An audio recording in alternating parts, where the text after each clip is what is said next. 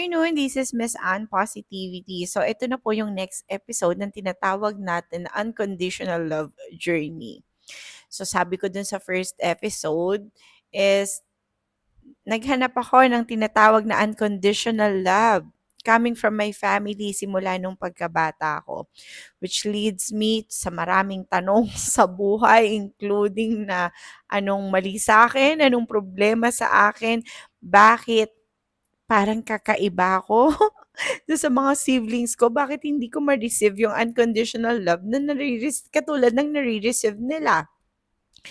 And then, so nag-high school ako, nag-college ako. So nung college, yung hindi ko matagpuan na unconditional love do'n sa loob ng tahanan namin, hinanap ko siya sa labas ng tahanan, which is nag-lead sa'kin into a wrong relationship. So, nagka-boyfriend ako. Sa kahahanap ng person ng tinatawag na unconditional love is wrong relationship yung napuntahan ko na nag-result into early pregnancy at pagiging isang single mom. So, at first, okay siya hanggang sa nung buntis na ako, nakakasalubong ko siya sa escalator, meron siyang kasamang ibang babae, pero hindi ako nagskandalo, hindi ko siya tinanong, parang wala akong nakita and then umuwi ako dun sa unit ko and then dun ako umiyak. Dun ako umiyak ng umiyak and I'm asking forgiveness sa Panginoon na, "Lord, I'm so sorry. Patawarin mo ako for all the things that I've done, for all the wrong things that I've done and I committed in my life." Pero hindi hindi naging bingi ang Panginoon dun sa panawagan ko na yun, dun sa panalangin ko na yun. Sinaklolohan ako ng Panginoon and the Lord forgive me. He allowed me, He used my family para makapagtapos ako ng nursing at mapagpatuloy ko yung aking pag-aaral. So, ganun mas lalo pang naging matindi yung question dun sa may kung anong kakaiba sa'kin dahil nga nagkaroon ako ng pagkakamali and then kakaiba na nga yung trato sa akin, sa pakiramdam ko, and then nawalan pa sila ng trust sa'kin so mas lalong naging intense yung nararamdaman ko. So nakatapos ako and then, yung first job ko is, I work as a company nurse sa isang garments company. So, medyo malaking garments company siya. At that time, ako yung pinakabata dun sa mga company nurse na nandun. Yun. So, kahit na ako pinakabata na sobrang intimidated sila sa akin. That time, I was only 21 years old nun. So, intimidated sa akin yung mga nasa production. So, that time yung bagyong Reming, doon nila ako kino-compare kung gaano kabilis yon kasi yung mga safety, yun yung isa sa mga duties and responsibilities ko, yung mga safety, chine-check natin siya. And then, kasi pag umikot ako sa may production, as in kahit mabilis ako, yung mata ko kasi, yung gilid ng mata ko, nakikita yung left and right ko. So, nag-enjoy ako sa pag-work bilang isang company nurse, but unfortunately, nagsarado yung company dahil sa economic status ng ating bansa. So, naobligado silang magsara kasi that time mas mura yung magpatahi doon sa ibang bansa compare dito. Mas okay yung cost ng labor sa China and to other countries. So, nagsarado yung company. So, okay. And then, naghanap na naman ng work yung person. So, nakapag-work naman ako sa isang hospital. And then meron akong naging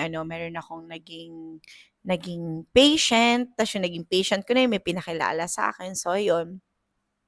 So, naging boyfriend ko. Actually, that time wala talaga akong interest na mag-boyfriend.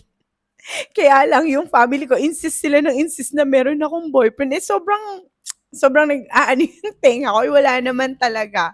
So, insist nila ayun nag-lead na naman into another relationship. Pero that time, hindi ako interesadong mag-boyfriend. So, merong dumating, At first hindi ko masasabi na mahal ko yung tao, pero each day nung pinararamdam niya sa'kin yung pagmamahal na hindi ko na-experience, na-fall ako. Na-fall ako dun sa tao na yon. At nung na-fall ako sa tao na yon, one day nakatanggap ako ng message sa kanya na ang sabi niya na gusto niyang bumuo ng pamilya sa akin. So, ayun, nagsama kami almost 13 years. Hindi kami pinalad na makasal that time kasi although na separated na sila, divorced sila from US, pero yung papers dito hindi pa rin ano, yung resolution para dun sa annulment is walang ganon dito sa Pilipinas. Hindi pa nag-grant yung annulment dito sa Pilipinas. So still hindi pa rin kami nagkaroon ng pagkakataon na ikasal. So nagkaroon kami ng gabi, namuhay kami ng okay. Although merong mga pangangailangan, maraming kagipitan na dumaan, but I find peace. Natagpuan ko yung ano, yung pagmamahal na hinahanap ko. But unfortunately, nasaktan na naman ng person. The reason is, maaga siyang kinuha sa akin ng Lord at dun pa sa oras na hindi ako handa. So, ayun, nabiyuda ang person. So after a couple of, in less than a year is nag-asawa ako. Pumasok ako into marriage without consulting other opinions or the opinions of my parents. It was a secret marriage. So, natakot kasi ako eh. Natakot na naman akong mapag-isa. Natakot na naman ako na walang magmahal sa akin. Because that time, ang feeling ko, hindi ko siya makaramdaman, hindi ko siya makita sa family ko. At nung natakot ako, pumasok ako sa isang marriage na hindi ko in-incorporate ang Lord. Which results into a lot of heartaches, into a lot of failures that leads me into nearly 4 years of having depression. Nagkaroon din ako ng narcissistic type of partner na lagi kang iga-gaslight, wala kang katwiran. So, masakit. Kasi why? Kasi yung husband na pinakasalan ko, iniwanan lang ako through chat.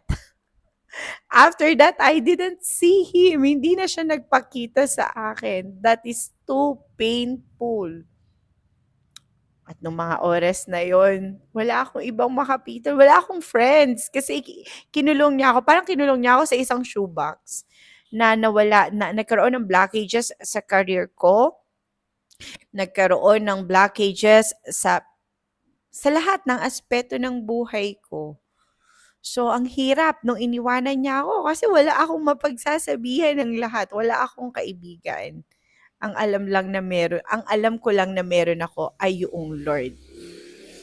At doon nagsimula yung mga kahangahangang bagay na ginawa ng Lord sa buhay ko, na kung saan yung unconditional love journey ay nagkaroon ng makabuluhang kahulugan at kapahayagan sa buhay ko.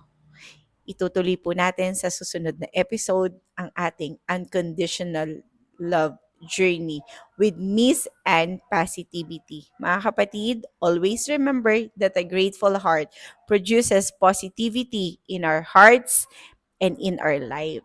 Okay, magandang hapon po sa inyong lahat. God bless!